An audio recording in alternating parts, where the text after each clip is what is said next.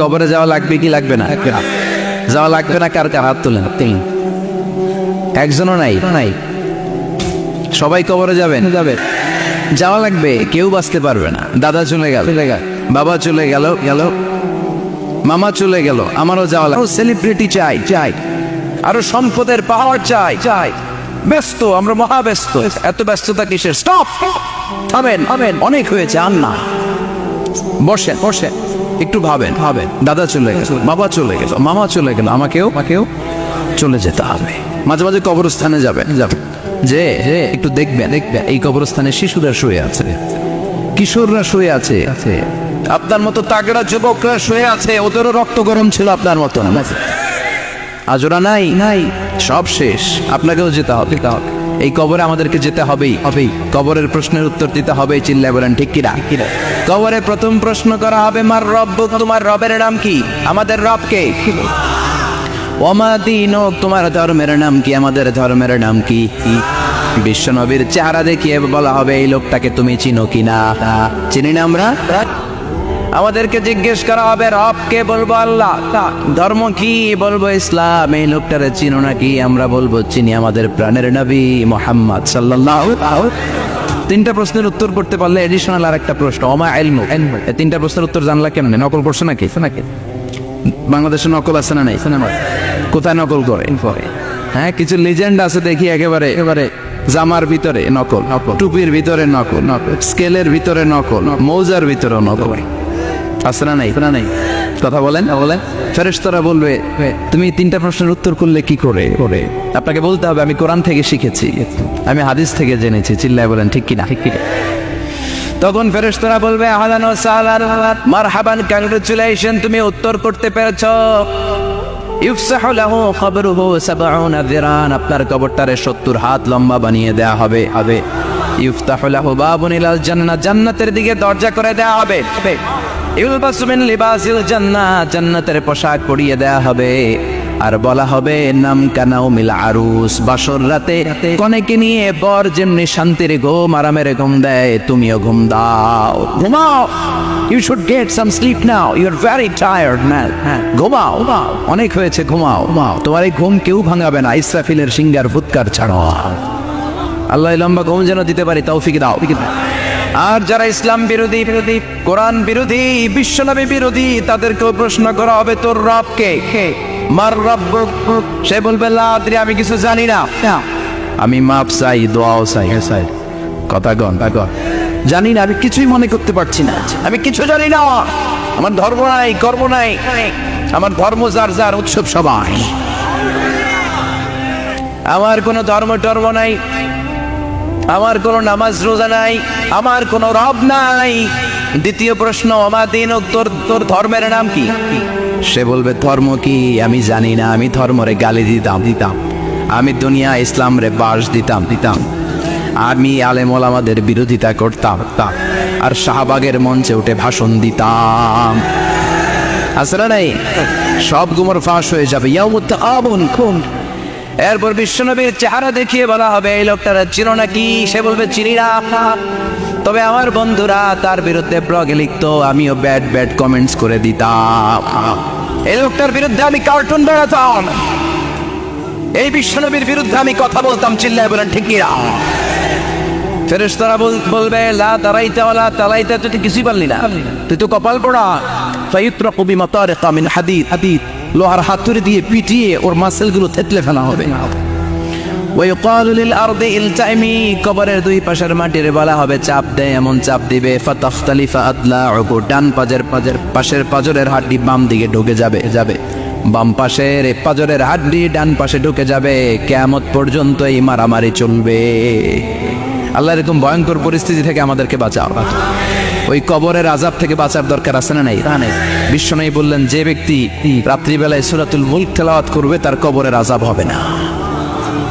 ইন্না হাযিহি সূরাতুন আযীমা মানিআতুন মিন আযাবিল কবর, এই সূরাটা এমন সূরা, সাধারণ কোন সূরা না। এই সূরাতুল মুলক যে রাত্রিবেলায় তেলাওয়াত করবে, তার কবরের আযাব থেকে তারে বাঁচিয়ে দিবে কে? নাম্বার 1 ফজিলাত স্ট্যাটাস মনে থাকবে তো 2 নাম্বার স্ট্যাটাস শাফাআত লি সাহিবিহা। এই সূরার তেলাওয়াতকারীর জন্য কিয়ামতের দিন সুপারিশ করবে। কোরআন সুপারিশ করবে, চারটেখানি কথা না। কোরআন যদি আপনার বিরুদ্ধে দাঁড়ায়, আপনার জান্নাত ক্যান্সেল। আর কোরআন যদি আপনার ব্যাপারে আল্লাহর কাছে রেকমেন্ডেশন করে, জান্নাত আপনার জন্য ওয়াজিব করে দিবে কে? এজন্য বিশ্বনবী বললেন শাফাআত লি সাহিবিহা, কিয়ামতের দিন তেলাওয়াতকারীর জন্য আল্লাহর কাছে সুপারিশ করবে। 2টা গেল। 3 নাম্বার বিশ্বনবী বললেন খাসামাত আন সাহিবিহা, এই সূরাটা কিয়ামতের দিন এই সূরার তেলাওয়াতকারীর পক্ষ নিয়ে আল্লাহর সাথে ঝগড়া করা শুরু করে দিবে। আল্লাহর সাথে ডিবেট করবে, ঝগড়া করবে, যতক্ষণ না হাত্তা আদখালাহুল্লাহুল জান্নাহ। হাদিসের টেক্সট হচ্ছে যে যতক্ষণ না আল্লাহ তাআলা তাকে জান্নাতে না ঢোকায়, ততক্ষণ ওই সূরার তেলাওয়াতকারীর পক্ষ নিয়ে আল্লাহর সাথে বিতর্ক, ঝগড়া, তর্ক চলতেই থাকবে।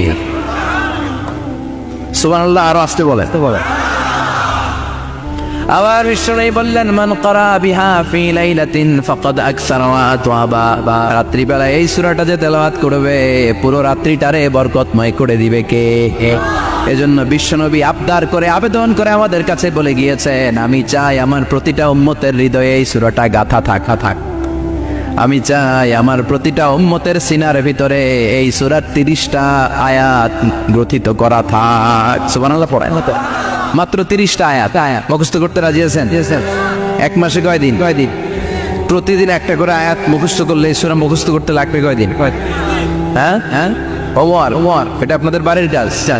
যেহেতু ক্লাসে হোমওয়ার্ক দেওয়া যায় না, আরবিতে বলে আল ওয়াজিব আল মানজিলি। আমি গতানুগতিক তাফসীর করি না, আমি সমাজের খুঁতগুলো ধরে ডিসকাশনের মতো আমি করি। বিভিন্ন জেলায় যে ওখানকার ইয়াংদের সাথেও বসি, কথা বলি, এটাই আমার তাফসীর, এটাই কোরআনের এক্সপ্লেনেশন আর ইন্টারপ্রিটেশন। এতেই মানুষ উপকৃত হয় বেশি। চিল্লা এখন ঠিক কিনা? তো এটা আপনাদের বাড়ির কাজ, মাইথার দিয়া বাসীদের বাড়ির কাজ। হায়াতে আল্লাহ বাঁচায় রাখলে আবার কখনো দেখা হলে জিজ্ঞেস করবো যে মুল্ক মুখস্থ হয়েছে কিনা। কে মুখস্থ করবেন না হাত তোলেন। সবাই করবেন। এবার কে মুখস্থ করবেন হাত তুলে আমার আল্লাহর দেখা। আল্লাহ তুমি কবুল করো। আর যারা পড়েন আমিন, হাত নামান। এই সূরাটা it's an eye opener for you. এটা আপনার চোখ খুলে দিবে। এই সূরাটা আপনার চোখকে খুলে দিবে, আপনার ঘুমন্ত বিবেককে জাগিয়ে তুলবে। স্রষ্টার ব্যাপারে আপনার যদি কোনো সাসপিশন থাকে, সন্দেহ থাকে, এই সন্দেহের পাহাড়কে ভেঙে এই সূরা চুরমার করে দিবে। চিল্লায় বলেন সুবহানাল্লাহ। আল্লাহ ডেকে বলে গোলাম, কিছু নাস্তিক আছে আমারে খুঁজে পায় না। এরকম কপাল পোড়া নাদান নাস্তিক বাংলার জমিনেও আছে না নেই? এরা বলে আনসিন ইজ নাথিং, যেটা দেখা যায় না ওইটা মানি না। বলে না do you see the air in the atmosphere? বাতাসে, বায়ুমণ্ডলে যে বাতাস ঘুরে বেড়ায়, এটাকে তুমি দেখো তো মানো কেন? Why do you believe on that? Why do you believe on air? বাতাস বিশ্বাস করস কেন? কপাল পোড়া। নাস্তিকরা বাতাস মানে না? কথা কয়। Do you see the bad headache someone feel in his head and he is shouting? মাথার ব্যথায়, মাইগ্রেনের পেইনে যখন কেউ চিৎকার করে, তার মাথার ব্যথা দেখা যায়। আমার এখন প্রচন্ড মাথা ব্যথা যদি হয়, আপনারা দেখতে পাচ্ছেন? তো নাস্তিকরা কি মাইগ্রেনের পেইন বিশ্বাস করে না? মাথা ব্যথা বিশ্বাস করে কি করে না? বাতাস বিশ্বাস করে কি করে না? কয় আনসিন ইজ নাথিং, যেটা দেখি না ওটা বিশ্বাস করি না। কপাল পোড়া। আল্লাহ ডেকে বলে গোলাম, আমার সৃষ্টির দিকে তাকা, আকাশের দিকে তাকা, বাতাসের দিকে তাকা, সাগরের দিকে তাকা। সাগরের মধ্যে আমি আল্লাহ সিরা নাই। বিশাল বড় বড় পাহাড়ের দিকে তাকা, ঝর্ণার দিকে তাকা, ঝর্ণার মধ্যে আমি আসিরা নাই। ঝর্ণা রে বলনা রে কার বিরহে পাগল পাড়া তুই, কার মিলনে ফুল ফসলে ভরা রে তোর দুকুল বই, কার মিলনে ফুল ফসলে ভরা রে তোর দুকুল বই। ঝর্ণা রে বলনা রে কার বিরহে পাগল পাড়া তুই। সুবহানাল্লাহ পড়ে। ঝর্ণার দিকে তাকাও, সাগরের দিকে নজর করে দেখো, বিশাল পাহাড়ের দিকে নজর করে তাকাও, ওই পাহাড়ের মধ্যে আল্লাহরে খুঁজে বাবা। চিল্লায় বলেন ঠিক কিনা? এদিন ইমাম আবু হানিফার হাতে হাত রেখে শাহাদা বাক্য পাঠ করেছে। সুবহানাল্লাহ পড়ে। ঝিনুকের ভেতর লুকিয়ে থাকে যেমন মতি, ঝিনুকের ভেতর লুকিয়ে থাকে যেমন মতি, কালমা শাহাদাতে আছে আল্লাহর জ্যোতি, কালমা শাহাদাতে আছে আল্লাহর জ্যোতি। সুবহানাল্লাহ পড়েন। এই জ্যোতি যার হৃদয়ে একবার টাচ করে তার জন্য জান্নাতকে খুলে দেয় কে? এই জন্য এই সূরা পড়লে নাস্তিকরা নাস্তিক থাকবে না। নাস্তিকদের জন্য এখানে আল্লাহ মেডিসিন দিয়েছে, কিছু ডোজ দিয়েছেন। আলহামদুলিল্লাহ পড়ে। এই সূরা থেকে আমরা কিছু সময় কথা শুনবো। শুনতে রাজি আছেন তো? সূরার নাম চিল্লায় বলেন কি নাম? মুলক। মুলক মানে কি? মুলক মানে রাজত্ব, মুলক মানে ক্ষমতা, মুলক মানে পাওয়ার, মুলক মানে কিংডম, মুলক মানে সভরেইনটি। সুবহানাল্লাহ পড়েন।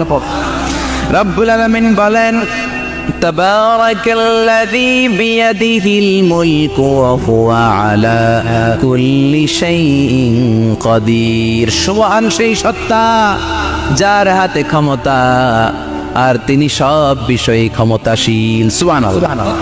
তাবারাকাল্লাযী বিয়াদিহিল মুলক, মহামহিম সে সত্তা, সুমহান সে সত্তা, বিয়াদিহিল মুলকু যার হাতে ক্ষমতা। ক্ষমতা কার হাতে? চিৎকার করে বলতে হবে কার হাতে? নাকি আমাদের হাতে? না সরকারের হাতে? পুলিশের হাতে? র্যাবের হাতে? মাশরাফির হাতে? হিরো আলমের হাতে? ক্ষমতা কার হাতে? ক্ষমতা শুধুমাত্র একজনের হাতে। চিল্লায় বলেন তিনি কে? আল্লাহর হাতে ক্ষমতা, আর তিনি হচ্ছেন সকল ক্ষমতার উৎস, centre of the all powers. সব ক্ষমতার উৎস কে? নাকি জনগণ? আমরা কিন্তু এটাই শিখি, এদেশে আমাদেরকে রাষ্ট্রীয়ভাবে শেখানো হয় এটা রাষ্ট্রীয় কুফরি। সকল ক্ষমতার উৎস জনগণ নয়, সকল ক্ষমতার উৎস কে? উনি ক্ষমতার উৎস, তিনি ক্ষমতাশীল, মহা ক্ষমতাধর। তার ক্ষমতার সাথে কারো তুলনা হয় না। আমাদের কি ক্ষমতা? কথা বলে বল্লা পোকার কেমন খেয়েছেন? হ্যাঁ, মৌমাছি কামড়াইছে, মৌমাছি কামড়াইলে চিল্লাচিল্লি শুরু করে। তো কি ক্ষমতা আছে আপনার? বল্লা কামড় মেয়েরা দেয় তো ওটা ধরে যে মার বইতেও পারি। কুত্তায় কামড়াইলে আমরা কুত্তারে কামড়াইতেও পারি না। কথা বলেন। আমরা নাকি ক্ষমতার মালিক। পিছন থেকে কেউ যদি বলে হুজুর সাপ, মজা করে বলছি এতই ভয় পাইছে। আসলে যদি ফাঁস করে আসতো শব্দ, স্লোগান দেওয়ার বলায় লিল্লাহে তাকবীর, আল্লাহু আকবার, আমার ভাই তোমার ভাই, কাপায় ফেলামো নামায় ফেলাম। কথা বলেন। আর যদি পেছন থেকে কেউ আওয়াজ করে বলে সাপ, দৌড়। আপনারা কি দৌড় দিবেন? আমরা এদিক দিয়ে দৌড় দেব। কথা কন। চাচা আপন প্রাণ জীবন বাঁচানোর জন্য ভয়ে পাগল। সাপ লাগবে না, বাবা ভেঙছিলেন মাইটার দিয়ে নাই বোধ হয়। আছে কি করে খালি লাফায়। 10টা বাবা ব্যাং যদি ছেড়ে দেওয়া হয় স্টেজে 2টা আর বাকি 8টা এদিকে। বাবা ব্যাং আর কি লাভ দিব? এরসে লাফালাফি শুরু করবো আমরা। কথা বলে। আর আমরা দাবি করি আমরা ক্ষমতার উৎস। কোনো ক্ষমতা নাই। একবার ডায়রিয়া হলে 3 বার টয়লেটে গেলে আর চেহারার দিকে তাকানো যায় না। কারে মাফ করে দে, আই মরে যাইও, আই হাইতান ন আছে না নাই? তো পারবেন না কেন? আপনার না ক্ষমতার উৎস? আপনি না ক্ষমতার উৎস। আরে আপনার তো কোনোই ক্ষমতা নাই। খুলিকাল ইনসানু দাঈফা, মানুষকে দুর্বল থেকে দুর্বল করে তৈরি করেছে কে? এজন্য রব্বুল আলামিন বলেন তাবারাকাল্লাযী বিয়াদিহিল মুলকু ওয়া হুয়া আলা কুল্লি শাইইন কাদির। সুমহান সেই সত্তা যার হাতে ক্ষমতা। চিল্লায় বলেন ক্ষমতা কার হাতে? আমাদের হাতে কোনো ক্ষমতা নাই। আমরা হলাম দুর্বল। আমরা কি দুর্বলের ঘরের দুর্বল। আমরা যখন জন্মেছিলাম দুর্বল। আমার ছোট্ট একটা মেয়ে আছে, আমি অবাক হয়ে থাকি যে আমিও তাইলে ছোটবেলায় এরকম ছিলাম। না খাওয়ালে খেতে পারে না, পেশাব পায়খানা করে, ঘর নষ্ট করে, বমি করে, দাঁড়াতে পারে না, শুইতে পারে না, লালা পড়তে থাকে, ক্লিন করতে হয়, সব সময় তাকে আল্লাহর আদেশে দেহে ঢুকে, আল্লাহর আদেশে বের হয়ে যায়। ঠিক কিনা? এই যে ছোট্ট বাচ্চাটা দেহের ভিতরে যে রুহ ঢুকলো, কে দিল? 120 দিনের আগে মানব শিশুর দেহের ভিতরে কিন্তু রুহের ফুৎকার হয় না। সহিহ বুখারীর বর্ণনা 40 340 কত কথা বলেন। প্রথম 40 থাকে নুতফা, তারপরের 40 হয় আলাকা, তারপরের 40 হয় মুদগা, sperm drop, blood clot and then the little flesh. ছোট্ট নাপাক পানি ছিলা। শুক্রাণু ছিলাম আমরা। কি ছিলাম? শুক্র ছিলাম না, শুক্রাণু। শুক্রের অনু। এক ফোঁটা শুক্রের মধ্যে 20 কোটি অণু থাকে। ওই 20 কোটির একটা ছিলাম আমি আর আপনি। সুবহানাল্লাহ, বাড়িতে গিয়ে বললেন ডিম্ব আমরা ছিলাম না, আমরা ছিলাম ডিম্বাণু।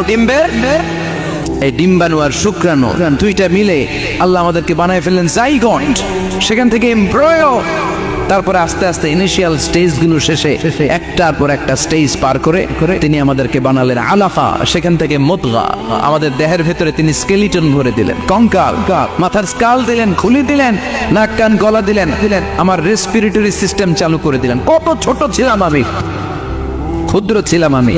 فلينظر الإنسان مما خلق من ماء دافق।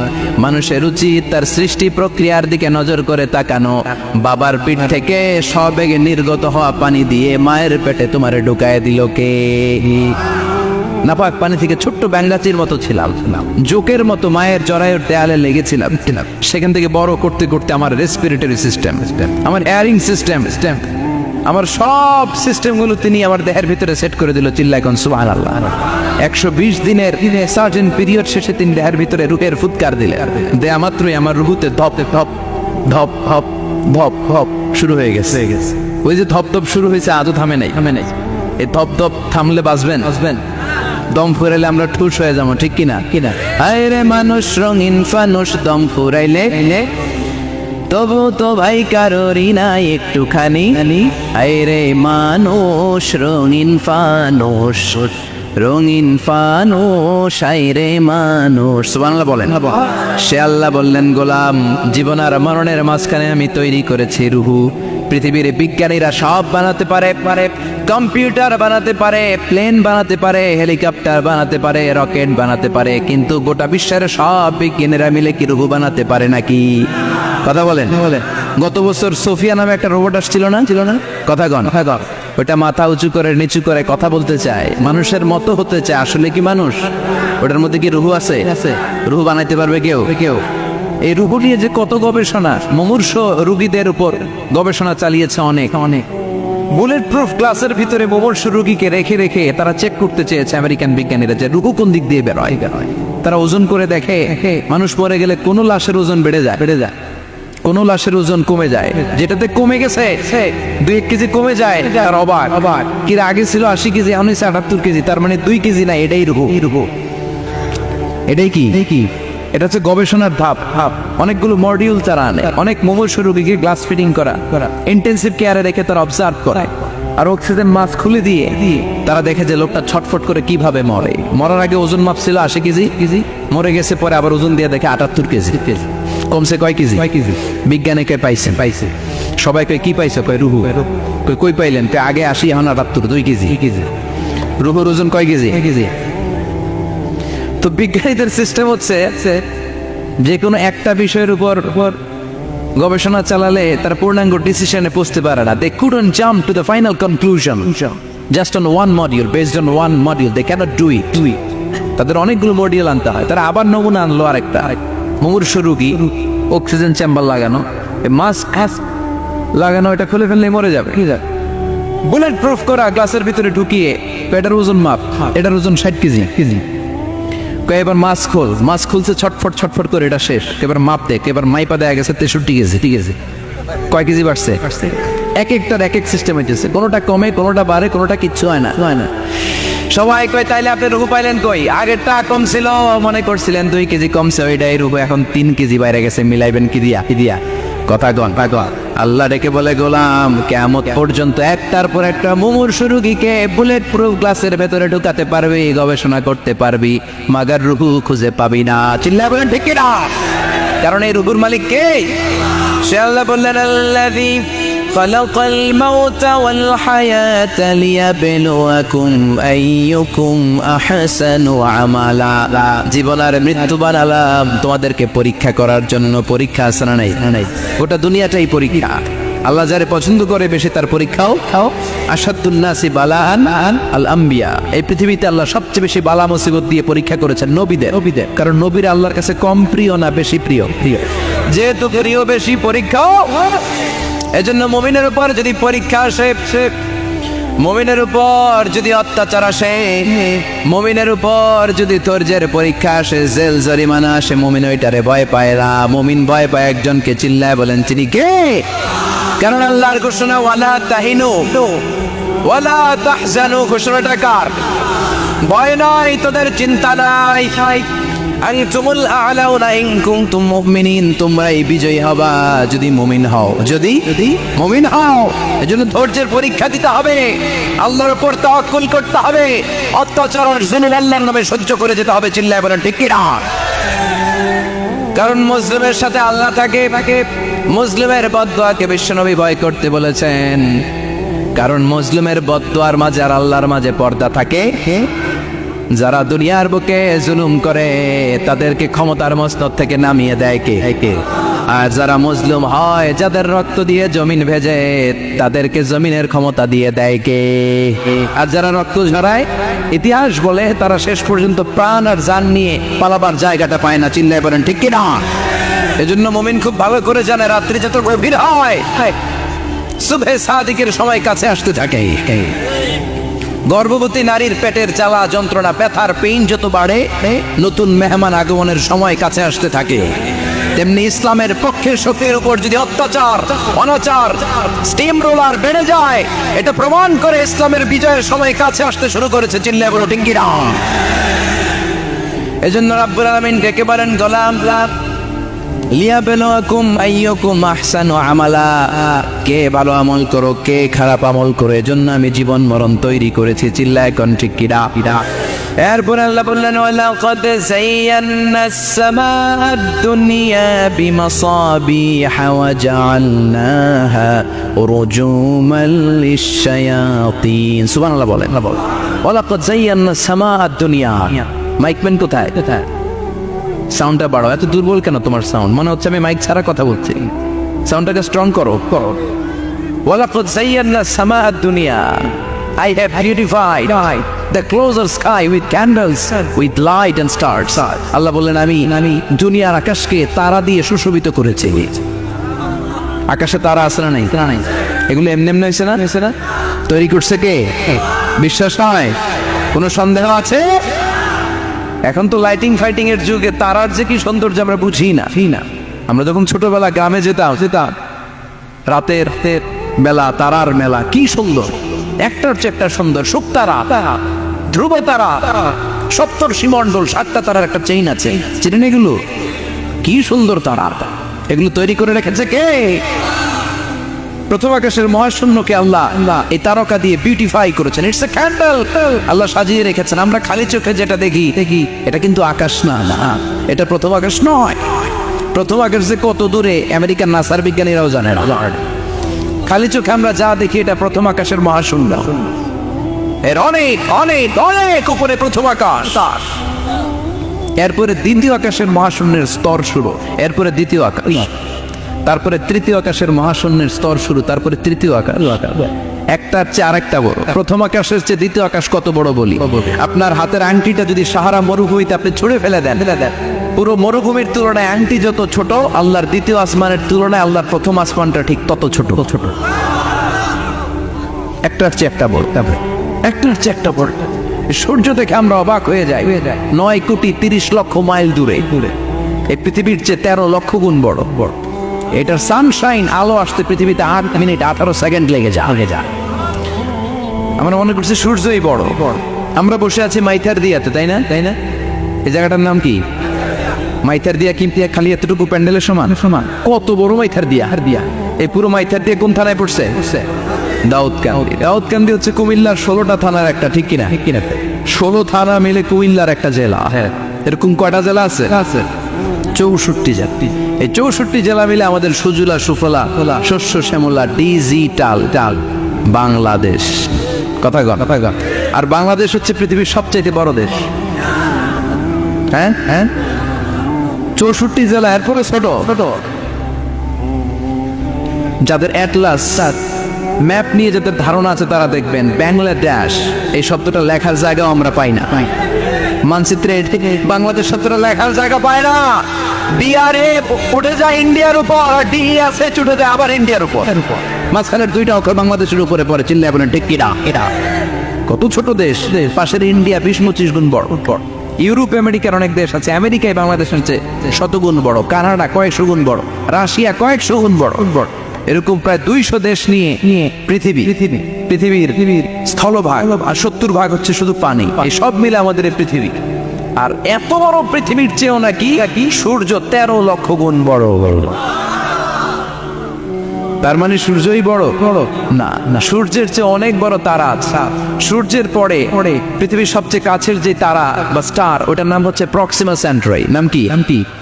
প্রক্সিমা সেন্ট্রাই। এরপরে আলফা সেন্ট্রাই এ, আলফা সেন্ট্রাই বি, ইটা ক্যারিনা, বেটেলজিউস, এরকম একটার পর একটা তারা।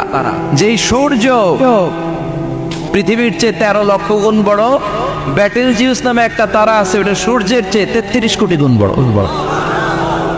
তার মানে কি বেটেলজিউসই সবচেয়ে বড় না? ছোট্ট একটা তারা। এই বেটেলজিউসরে খেয়ে ফেলাইতে পারে এরকম 1000 কোটি গুণ বড় সাইজের তারা আছে না নাই? এরকম কয়েক বিলিয়ন তারা নিয়ে আমাদের গ্যালাক্সি গঠিত। আমাদের গ্যালাক্সি, এটার নাম মিল্কি ওয়ে। এটার নাম কি?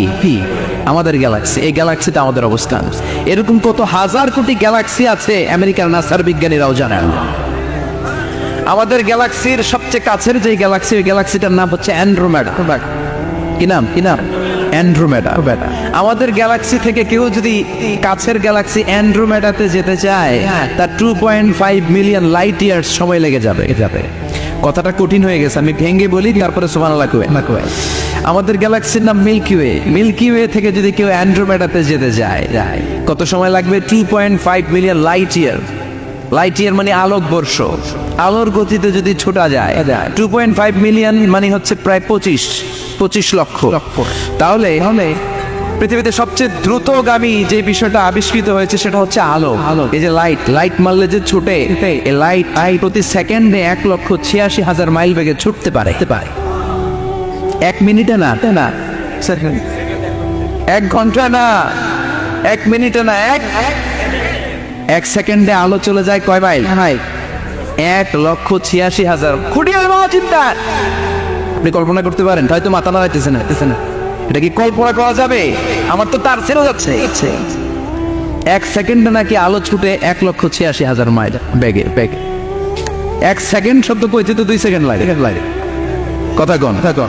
এর মধ্যে আলো চলে গেছে 1,86,000 মাইল। তো কোন রকেট যদি আপনি পান, যে রকেট দিয়ে সেকেন্ডে 1,86,000 মাইল বেগে রকেটটা ছুটবে প্রতি সেকেন্ডে, খেয়াল করেন, ঘন্টায় না, মিনিটে না, কিসে? সেকেন্ডে। যে রকেটটা সেকেন্ডে 1,86,000 মাইল বেগে ছুটবে, ওই রকেটটা দিয়ে আমাদের গ্যালাক্সি থেকে আমাদের পাশের গ্যালাক্সি অ্যান্ড্রোমেডাতে পৌঁছতে আপনার 25 লক্ষ বছর লেগে যাবে।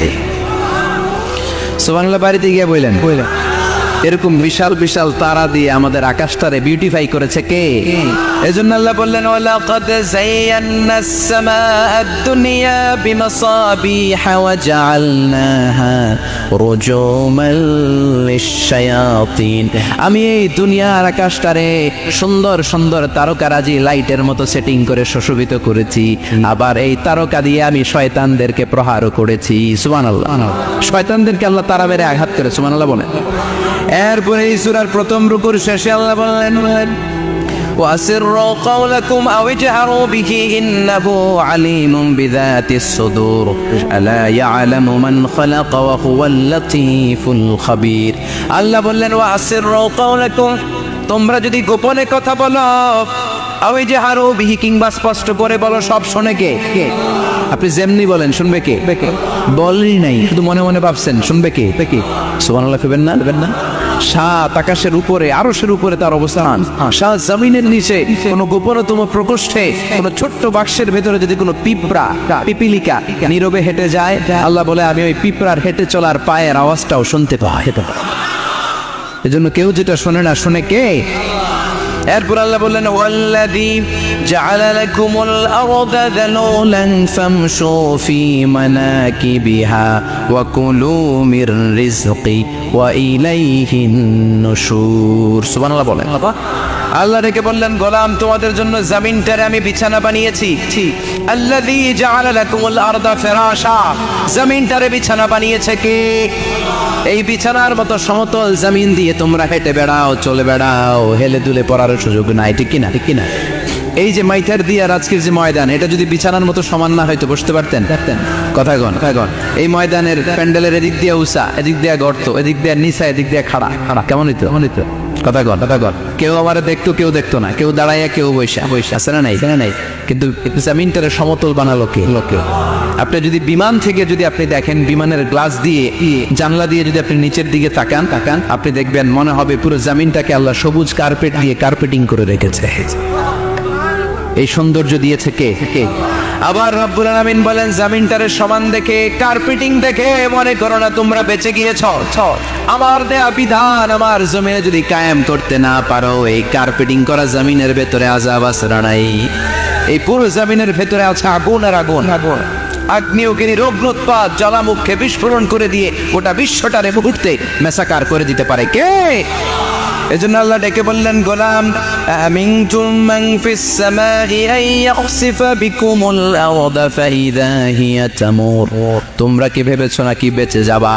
আমি চাইলেই পুরো জমিনটারে কাঁপিয়ে দিতে পারি। আয়াখসিফা বিকুমুল আরদ, খাসাফ মানে ল্যান্ডস্লাইড। খাসাফ মানে কি? ল্যান্ডস্লাইড, ভূমিধস, ভূকম্পন, আর্থকোয়েক আছে না নাই? বাংলাদেশে তো ভূমিকম্প হয় না? টের পাইছেন? মাঝে মাঝে মাঝরাতে হয় না? 3টার দিকে নিজেই দৌড় দিব না, বাচ্চারা লইয়া দৌড় দিব, লুঙ্গি পইরা দৌড় দিব না, লুঙ্গি ছাড়া দৌড়াম। কথা কম। এই ভূমিকম্প আছে না নাই? আল্লাহ বলে, মনে করো না জামিনটা সমতল, কার্পেটিং করে দিয়েছি। এই কার্পেটিং এর ভিতরেও আগুনের দলা আছে না নাই? আবার আল্লাহ বললেন, আমিনতুম মান ফিস সামাই আন ইউরসিলা আলাইকুম হাসিবা। নিচে যেমনি কার্পেটিং করা জমিনের ভেতরে অগ্নুৎপাত রেখে দিয়েছি, মাথার উপর থেকে আযাব দেওয়ার সুযোগ আছে না নাই?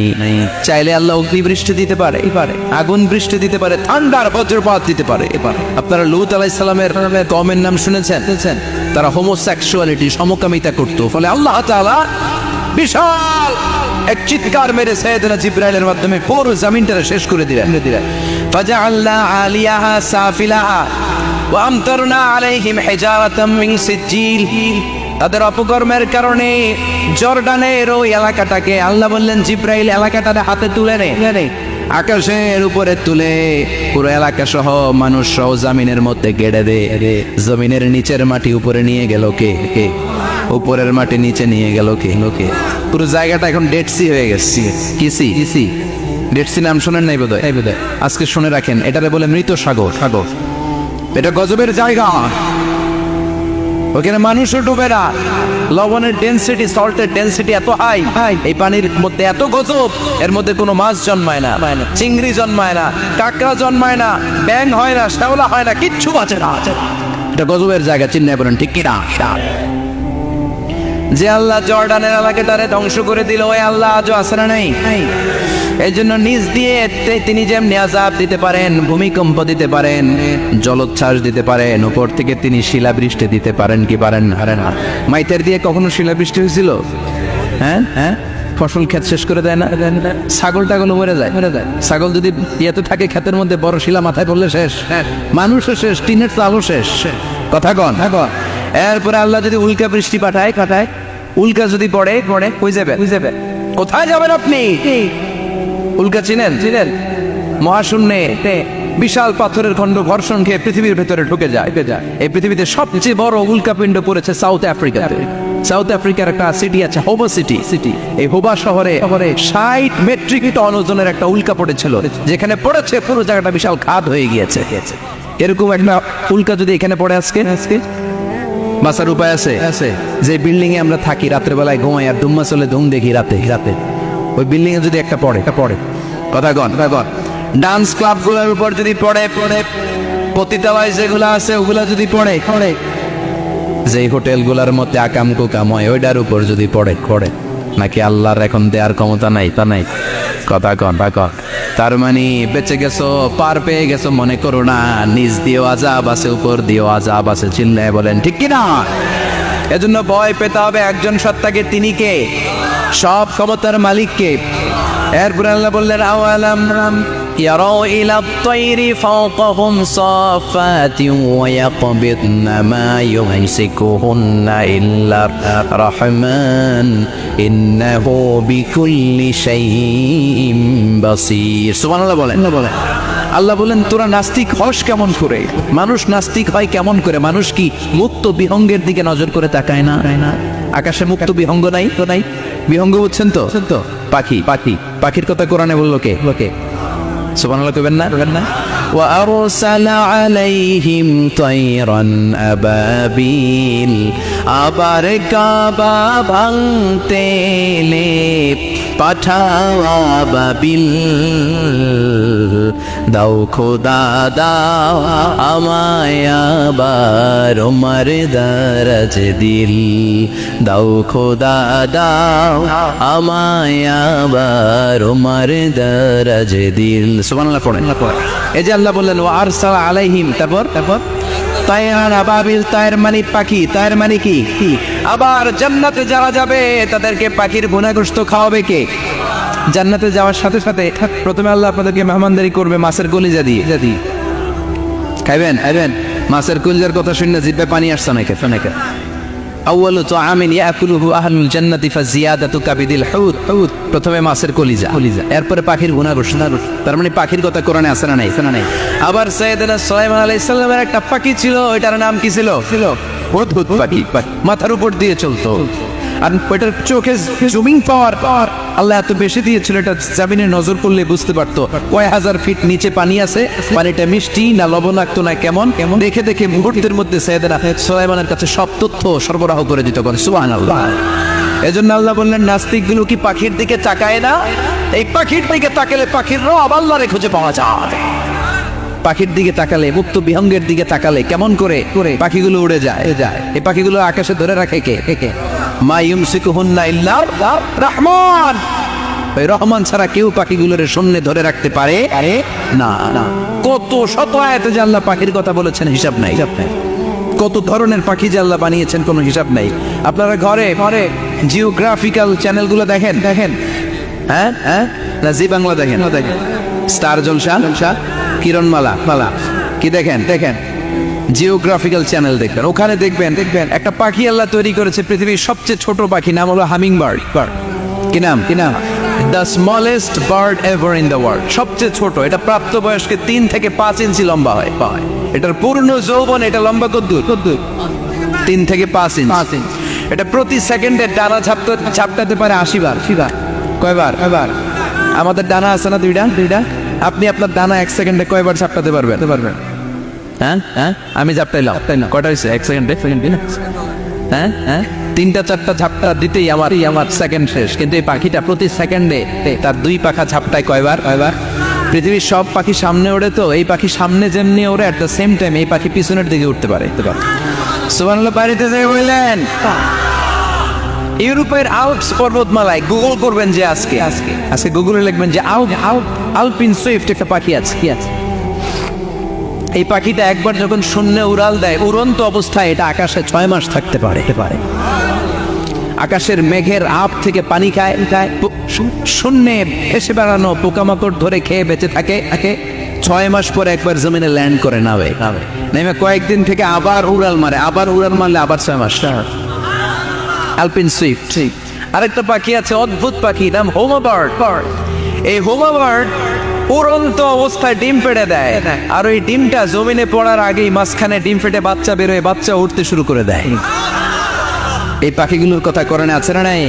এজন্য আল্লাহ বললেন আওয়ালাম ইয়ারাউ ইলা তাইরি ফাওকাহুম সাফাতি ওয়া ইয়াকবিদনা মা ইউমসিকুহুন্না ইল্লার রাহমান ইন্নাহু বিকুল্লি শাইইন বাসীর।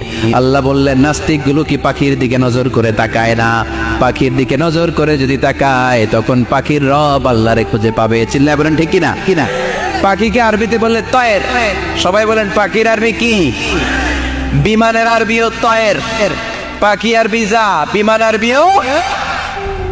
এই পাখি নিয়ে গবেষণা করে বিমান বানাইছে। সুবহানাল্লাহ কইবেন না? আমরা বানাই নাই, আমরা তো খোঁচাখুচিতে ব্যস্ত। আমরা আছি ফতুয়া নিয়ে ব্যস্ত। তুই 20 কারণে গাবে, তোর চাচা 90 কারণে গাফে। তোর চাচা মরলে যেই জায়গায় কবর দেয়া হবে, ওই কবরের মাটির উপরে যে ঘাস উঠবে, ওই ঘাস যে গরু খাবে, ওই গরুর দুধ যে খাবে, ও কাফের। আছে না নাই? খালি কাফের ফতোয়া দেয় ব্যস্ত, আমরা ফতোয়া নিয়ে রইলাম আর ওরা সব আবিষ্কার করে ফেললো। উইলবার রাইট আর অরভিল রাইট, এই দুই ভাই 1903 সালে এই বিমান আবিষ্কার করেছে এই আয়াতের উপর গবেষণা করে। আওয়ালাম ইয়ারাউ ইলা তাইর, ওরা কি পাখি নিয়ে ভাবে না? আমাদের তো ভাবার সময় নেই, আমরা আছি মদ নিয়ে আর নারী নিয়ে আর জুয়াবাজি নিয়ে। চিল্লায় বলেন ঠিক কিনা? এমন অনেক মন্ত্রীদের হোটেল আছে যেখানে পতিতালয়ের আড্ডাখানা। চিল্লায় বলো ঠিক কিনা? মুসলমানরা মদ আর নারী নিয়ে ব্যস্ত, আর ইহুদি খ্রিস্টানরা আমাদের সব ঐতিহ্যকে ধারণ করেছে। উইলবার রাইট অরভিল রাইট গবেষণা শুরু করে দিল। পাহাড়ে শুয়ে শুয়ে দুই ভাই খালি পাখির ছবি আঁকে, কেমনে পাখিগুলো টানা ঝাপটা মেরে ওঠে, কেমনে নামে, গবেষণা করতে করতে করতে প্লেন বানায় ফেললো 1903 সালে। আজ থেকে 100 বছর আগের স্টোরি শোনাচ্ছি আপনাদের। তখনকার বিমান এখনকার বিমানের মতো ছিল না। আপনি দেখবেন যে শুরুতে বিমান কেমন ছিল, শুরুতে ভাঙ্গাচুরা দুটা পাখা নিয়ে একটু উড়ে আবার ধপাস করে পড়ে, কিন্তু আশা হারায় নাই, আবার উড়ে ধপাস করে পড়ে। আমেরিকাতে সুবিধা করতে পারে না। ফ্রান্সের এক কিং তাদেরকে ডোনেট করেছে বিপুল অঙ্কের টাকা দিয়ে। তারা প্রথম ফ্রান্সের একটা শহর থেকে আরেকটা শহরে পৃথিবীর প্রথম প্যাসেঞ্জার প্লেন নিরাপদে ল্যান্ড করেছে। মানুষের উড়ার স্বপ্ন সফল হতে শুরু করলো। এখন বিভিন্ন ধরনের বিমান একটার পর একটা শুরু হয়েছে।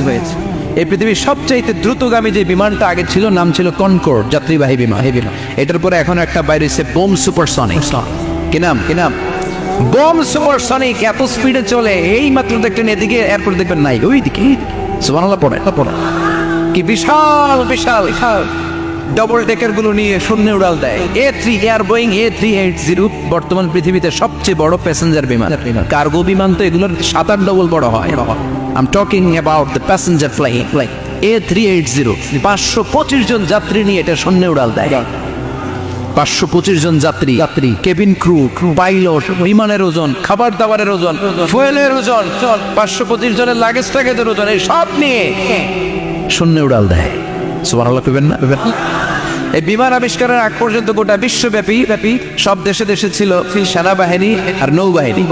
বিমান আবিষ্কার হওয়ার সাথে সাথেই শুরু হয়ে গেল বিমান বাহিনী, এয়ারফোর্স, মিলিটারি। এখন বোম সুপারসনিক বানায়, এখন ড্রোন হামলা করে, এখন মিসাইল হামলা করে, এখন স্যাটেলাইট পাঠায়। আমরাও পাঠাইছি। কি নাম? Bangabandhu satellite. We launching the Bangabandhu satellite channel last year. আমরা বঙ্গবন্ধু স্যাটেলাইটও পাঠাইছি পরে। সব কিছু পাখির উপর গবেষণা করে হয়েছে। চিৎকার করে বলেন ঠিক কি না? এই জন্য আল্লাহ ডেকে বললেন, গোলাম ওরা কি পাখির দিকে তাকায় না? পাখির দিকে যদি নজর করে একটিবার তাকাতো, নাস্তিক আর নাস্তিক থাকতে পারতো না। এজন্য নাস্তিকদের জন্য সূরার ভেতরে ডোজ আছে, আই ওপেনার আছে। সর্বশেষ আল্লাহ একটা প্রশ্ন দিয়ে সূরাটা শেষ করলেন। প্রশ্নটা শুনবেন সবাই।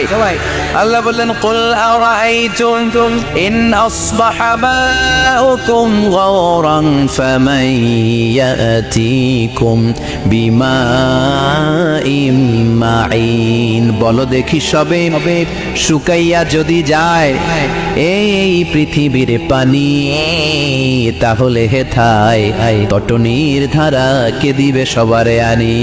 কে দিবে? একদিন সকালবেলা ঘুম থেকে উঠছেন, টয়লেটে যাবেন, মুখ ধুবেন, স্কুলে যাবেন, অফিসে যাবেন, কাজে যাবেন, যায় দেখেন টিউবওয়েল চাপতেছেন, পানি নেই। ট্যাপ ছাড়লেন, পানি নাই। চোখের মধ্যে ময়লা, নাকে ময়লা। টয়লেটে যাবেন, পানি নাই। পুকুরে নেইবা দেখেন পানি নাই। বিশাল বিশাল মেশিন বসিয়ে মাটির নিচ থেকে ভূগর্ভস্থ পানি ওঠানোর চেষ্টা করলেন, একটা পানি নাই। এক ফোঁটা পানি গোটা বিশ্বে কোথাও নাই। কে দিব পানি আপনারে? পানি সম্পদ মন্ত্রী দিব, ডোনাল্ড ট্রাম্প দিব, শেখ হাসিনা দিবে, কেউ দিতে পারবে? এক ফোঁটা পানি বানানোর ক্ষমতা আমাদের না হয়, ঠিক কিনা? পানির বৈজ্ঞানিক নাম হচ্ছে H2O। কি নাম? এই দেশে H2 নিয়ে কত কথা আছে না নাই? হাইড্রোজেনের 2টা মলিকিউল, অক্সিজেনের একটা মলিকিউল। এই 2টা গ্যাস, হাইড্রোজেন আর অক্সিজেন, 2 গ্যাস একসাথে মিলাইলে কি হয়? কথা বলেন। মিঠা নদীর পানি। সুবহানাল্লাহ পড়েন। আল্লাহ বললেন, ঘুম থেকে উঠে যদি দেখো পৃথিবীর সব পানিগুলো একেবারে পৃথিবীর নিচে চলে গেছে, কোন মাধ্যম দিয়ে এক ফোঁটা পানির জোগাড় আর বন্দোবস্ত করা যায় না, কে তোদেরকে পানি এনে দিবে? কথা কন। আল্লাহ ছাড়া এক ফোঁটা পানি এনে দেওয়ার মতো ক্ষমতা কারো আছে নাকি নাকি আবার পানি থেকে পৃথিবীর সব কিছুরে বানালো কে ওয়াজআলনা মিনাল মাই কুল্লা শাইইন হাই আফালা ইউমিনুন আল্লাহ বললেন পানি থেকে গোটা বিশ্বের সব আমি বানালাম সব জীবিত জিনিস তৈরি হয়েছে পানি থেকে এটা কোরআনের কথা কার কথা কথা আর ১৫০০ বছর পর বিজ্ঞানীরা এখন বলছে পানি থেকেই সব প্রাণ এসেছে সুবহানাল্লাহ পড়েন বিজ্ঞানীদের রিসার্চে এসেছে পৃথিবীর সর্বপ্রথম যে প্রাণীটার উৎপত্তি এটার নাম নাকি অ্যামিবা কি নাম it's a very small unicellular organism in the world এককোষী শৈবাল অ্যামিবা এসেছে পানি থেকে ওদের